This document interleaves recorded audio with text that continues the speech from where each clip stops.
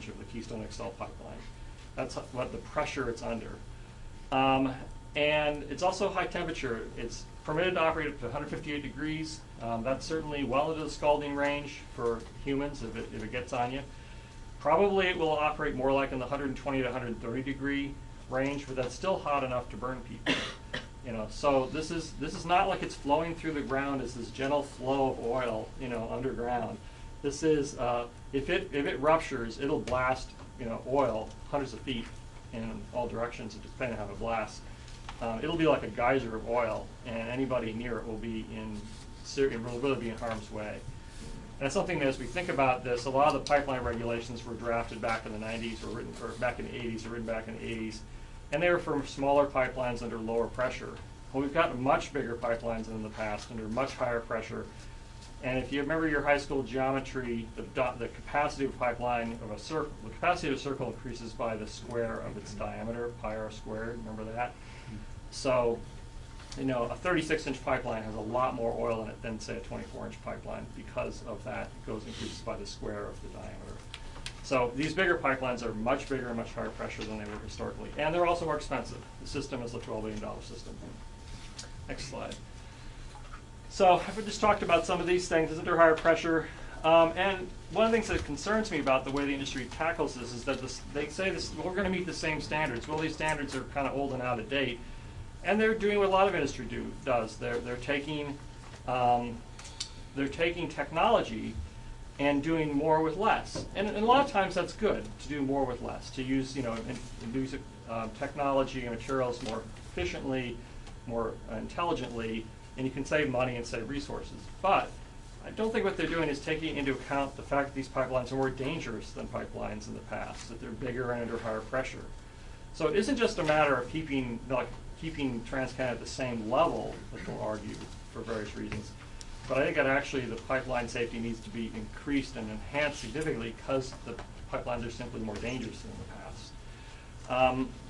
And also thing is, we'll talk about this more, I'm sure we'll get into questions. There's emergency response planning for this required by the federal government.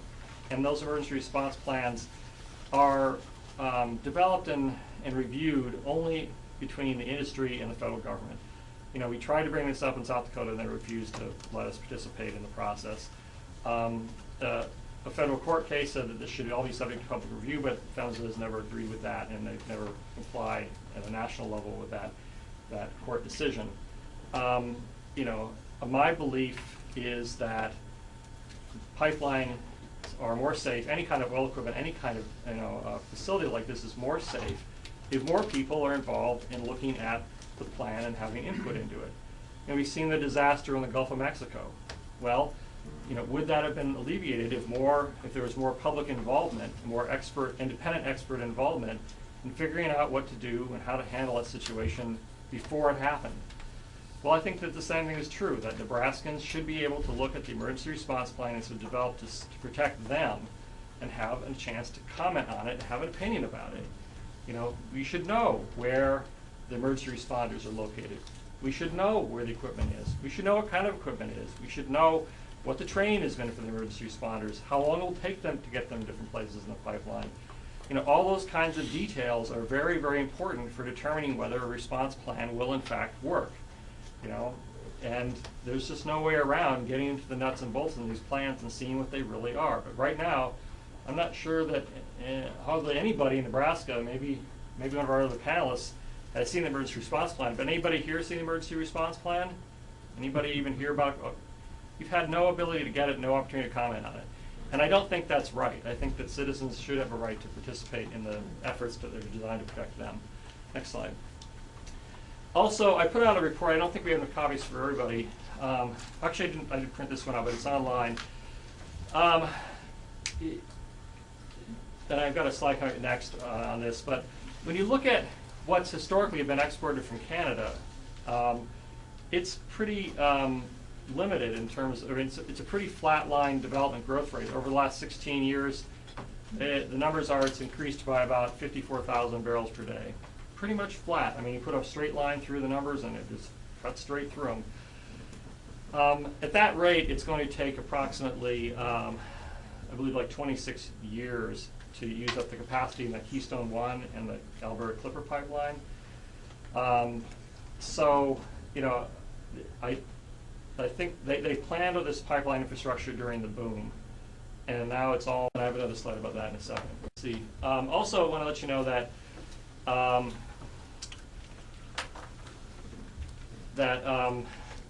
number of major oil companies have opposed the Keystone pipeline, Keystone XL pipeline, and this was in Canada's National Energy Board hearing. It's a national Canadian government agency that permits pipelines in Canada, including Suncor Imperial Oil, which is which is ExxonMobil, Nexen, and British Petroleum. They've all said, don't permit this pipeline, it isn't needed. And, you know, they're in a position to know. And there's a variety, sure, they're competitors at some level, and they have different interests, but nonetheless, I don't think they argue that if there wasn't really legitimate gone bust. And, you know, going forward about whether that volume will be needed and when. Grounds for saying that this pipeline isn't needed. You usually don't see industry people arguing in an agency that somebody else's project isn't needed. Also, Suncor, one of the biggest producers in Canada, extractors in Canada, argued for the Federal Energy Regulatory Commission the Alberta Clipper pipeline should have been built or should have been delayed, and that's already done.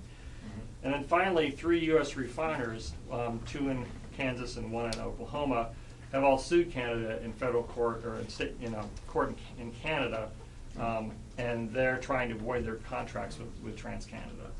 They say that the cost overruns, which were on average about 100% cost overruns for the construction of the pipeline, meant that TransCanada shouldn't have gone ahead with construction because it meant the shipping costs are just higher than these refineries planned on. But I think the fact they want to avoid their contracts and not just try to reduce the rate suggests that they would just as soon get rid of the contract altogether. And I think it's because, you know, oil demand in the U.S. is down, refineries are very much underutilized right now, and I think these refiners are looking at having to pay a lot for shipping and a lot for oil that they'd rather not pay. I think there's cheaper ways to get their oil. They think there's cheaper kinds of oil to get. Next slide, please. Okay, here's the slide that shows the development rate in Canada. So you can see it's a pretty straight line, not development. This is the export rate. These are the actual numbers of exports of heavy oil into the United States. Pretty much a straight line. If people are into statistics, you can see that the R squared there is 0.951. It's a very good fit, very close fit. Next slide. And this is the blue part down there at the left-hand side is just what we were looking at. That's the data, historical data. The red line is extrapolating that into the future on a flat line basis because that's what there wasn't really a curve there. And then the first bump, the black line shows the pipeline capacity. That's the export capacity to the U.S. So the first big bump there is the combination of the first Keystone pipeline with the Alberta Clipper. And you can see that right now it's way, way above what current need, current exports to from Canada to the United States are. And even if you try to eyeball that and go over, you're looking at somewhere in the probably that same trend continues somewhere in the 2030s before those pipelines are fully utilized, assuming that even goes on that long and we need that oil anyway. But then if you add the Keystone XL pipeline on top of that, you can see it's far and away more than Canada currently exports. And you're looking at 2056 before all three of those pipelines would be fully utilized. The question becomes, is this pipeline really needed? Well, TransCanada will say we need it so that we can flex with bringing oil in from Canada instead of Venezuela or instead of Mexico, as Mexican supplies go down. And there's a lot of reasons that they say for international security and energy security issues and all those kinds of arguments. And there's a lot of people who believe that, but at the same time, the cheapest oil we have is the oil we don't use. And there are a lot of alternatives to the United States to getting its energy sources than just simply continuing consumption at as high a rate as possible. And I also think going forward, for those of you who are familiar with the concept of peak oil, there's going to be a diminishing supply of oil in the world. And the question is, what do our children and grandchildren deserve of this very precious and special resource? it is something that all of us probably all of us benefit from. And even though we need to move off of it, how much do we consume now as opposed to how much do we try to save for future generations? The supply in Canada and any place else in the world for that matter is not infinite. And we're looking at increasingly scarce resource, and we need to think about that carefully. Next slide. And also, just so you know that when when a pipeline is built, federal law lets the pipeline owner make profit on it, even if it's hardly used at all. They adjust the rates so that the pipeline owner gets a return on their investment and profit, pays for the costs, construction and everything else. It's a little bit like utilities are the same way, that if a utility builds a power plant and it isn't used enough, well, they just up the rates so that it pays for the debt of the power plant and the return and the profit and everything else. So if TransCanada can get this pipeline built, they'll make money on it. But, if they don't get enough oil going through it, what's going to happen is that they'll raise the rates of shipping the oil through to make sure they cover all their expenses and profits and their debt. Well, then the refineries are going to pass it on to who? All of you. And, TransCanada wins because they get a profit-making piece of infrastructure that's very stable because it's secured by federal rules essentially, and so there's no downside for them really. But for all of you, there is really a downside. It's just simply unneeded infrastructure, and TransCanada might win, but that doesn't mean that the rest of the country will win. And anyway, that's that slide. So the next one, please. And I also want to say that tar sands oil is the most expensive oil in the world. The tar sands batching is kind of hard to see here, but this is sort of a circle over on the very right-hand corner. You can see that's in the 70 to $90 barrel range. Those are tar sands projects. The other ones there are traditional projects throughout the world, both offshore and onshore projects, and you get a sense that tar sands oil is the most expensive oil to get out of the ground in the world. And that's because of all the energy it's required to get it out and to convert it into a useful product primarily. There's some other reasons too. But if we connect to the tar sands, well, it means connecting to the most expensive oil in the world. How many of you know it should cost to get a barrel of oil out of the ground in Saudi Arabia? Any guesses? Existing well. $20. 60. Five. Maybe it's a bit more now. I haven't checked in the last couple of years, but typically out of an existing well in Saudi Arabia where it's under natural pressure and they have to pump a lot into it, the cost of oil out of the ground there is like $5 a barrel. And that means that, or even if it's $10 a barrel, or the new projects are coming online at $50 a barrel, or even $60 a barrel, that means that they've got that profit margin for whatever the crude oil price that you hear about in the news is.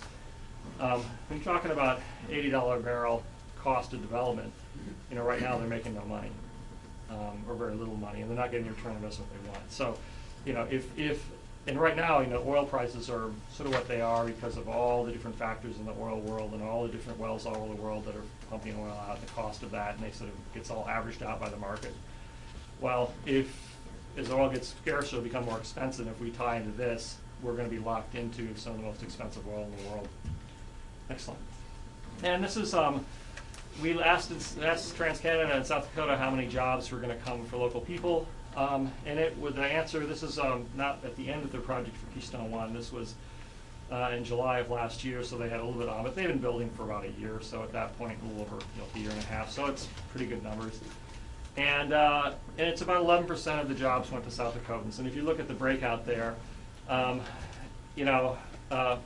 lot of the folks were either in surveying, and that is that's not necessarily high skilled, it can be, but laborers is 110 jobs. And when you get to things like welders, which are some of the high skilled labor jobs, those are people they bring in from out of state.